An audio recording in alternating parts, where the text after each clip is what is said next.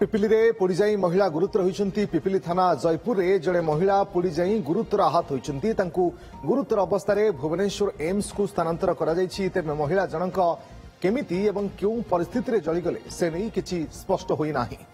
से निजे जळीले ना तांकू किए निया लगाई देला ना दुर्घटनावशत अग्निकांड घटिछि ताहा एपर्यंत स्पष्ट भाव में जनापड़ू नाही। सेपटे किंतु महिला जनक जली जिबा बेलर भिजुआल सीसीटीवी रे कैद होइछि जहाकू देखाइबा आदौ संभव नुहे। दर्शक बंधु सेपटे घटनार तदंत करुछि पिपिली पुलिस।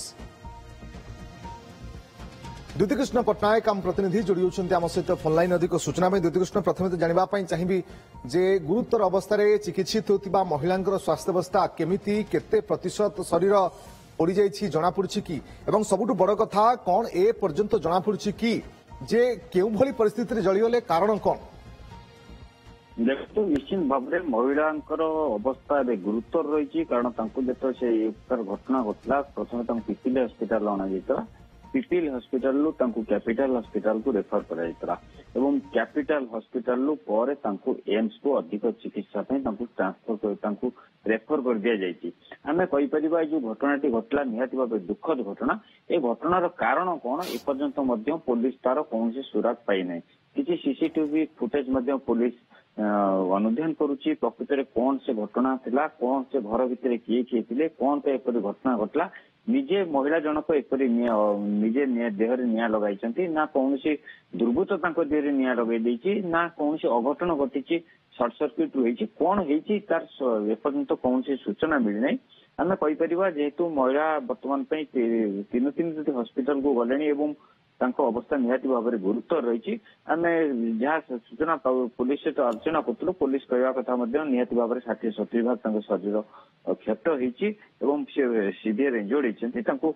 यथा संभव चेष्टा करा पिपिलू केते शीघ्र से आसला हस्पिटाल तो तुरंत जेहेतु देखिए आजिकल गोटे जुआड़े देखिए सबुठी गोटे आसूसी सब अग्निकांड घटुची आम कहीपर बालेश्वर जे डीसी थे जो भाव में अग्निकांड घटी मृत्यु घटना तापर आप बरंगा घटना देखो अनेक जगह घटना घटुची पिपिलू एथि केवल लोक मध्य सन्देह सृष्टि होती आ पछरे कौन रही कारण पुलिस निहाती भाव में पुलिस अति गुरुत्वर सहित महिला स्वामी एवं झील से घरे नथिले आपण कहते जिते महिला पड़गले ए पर्यंत सेमती किसी प्रतिक्रिया मिल पारुछि कि?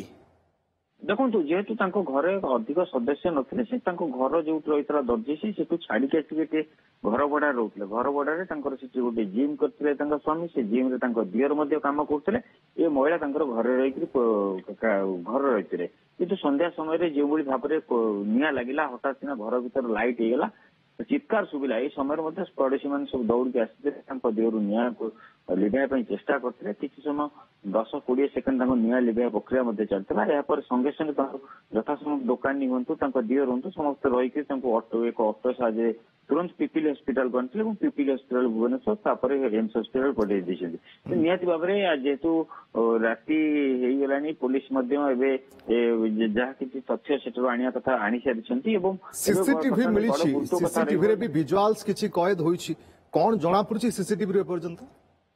देखो जो सीसीटीवी फुटेज जो जबत करा जायछि जेहेतु से सीसीटीवी रे फुटेज रे जो डिस्टेंस रहुछि से डिस्टेंस से क्लियर हो पाउनी केते से घर भीतर निया आसुची घर भीतर से महिला संभवतः बाहर को आसुचंती सांगे सांगे 2-3 सेकेंड मध्य 2-3 जन लोक आसिक पहुंचुंती निया को आयत करने चेष्टा कर सब घटना गुड़ी सीसीटीवी थे प्रकृत सीसीटीवी पूरा स्पष्ट भाव जना पड़ूनी जना पड़ू ना सीसीटीवी विजुअल्स देखाइबा संभव नुहे।